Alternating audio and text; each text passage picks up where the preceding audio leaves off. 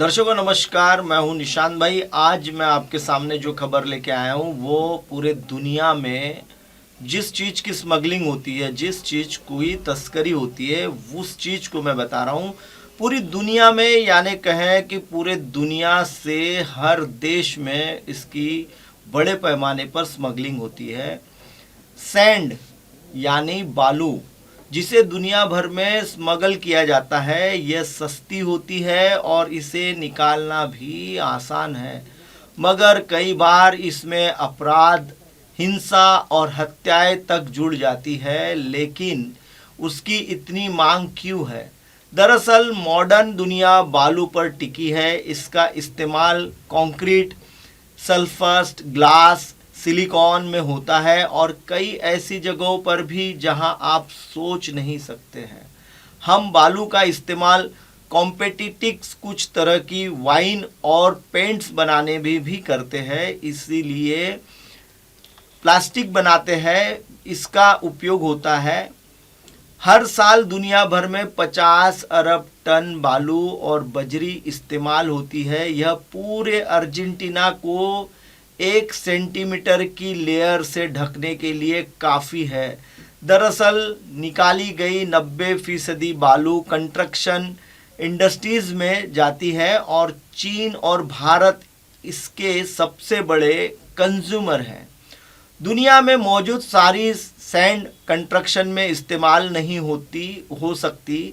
रेगिस्तान की बालू हवा से कटकर गोल हो जाती है, जबकि कंक्रीट के लिए सबसे अच्छी बालू वो है जिसके किनारे खुरदुरे हो, और यह मिलती है नदियों से।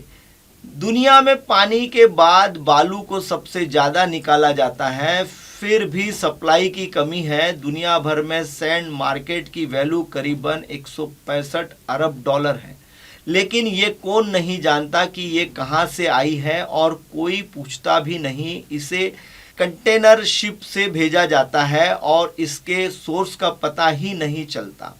बालू निकालना आसान है, कंक्रीट के लिए इसकी बड़ी मांग है और इससे खरीदना बेचना लीगल है। इन वजह से गैर कानूनी माइनिंग पर रोक लगाना मुश्किल हो जाता है और अक्सर लोकल लेवल पर ही अंधाधुंध दोहन शुरू हो जाता है और सैंड माफिया शामिल हो जाते हैं। एक छोटे गांव का कोई शख्स भी अपना घर बनाने के लिए बीच से बालू ले आता है, और फिर ऐसे लोग भी हैं जो पैसे देखते ही गैंग और नेटवर्क बना लेते हैं। यह अक्सर घूसखोरी या धमकी के जरिए होता है। स्थानीय और क्षेत्रीय सरकारों में भी भारी भ्रष्टाचार है।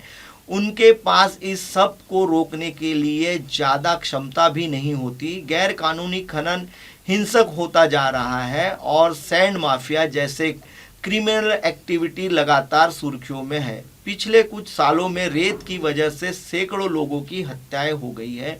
मैक्सिको, घाना, इंडोनेशिया और खासकर भारत समेत दुनिया में कई देशों में ऐसे कई मामले दर्ज किए गए हैं। नदियों और बीच से ज़्यादा खनन होने पर लैंडस्लाइड, बाढ़ का खतरा बढ़ जाता है और इससे नाजुक इंफ्रास्ट्रक्चर पर गहरा असर पड़ता है।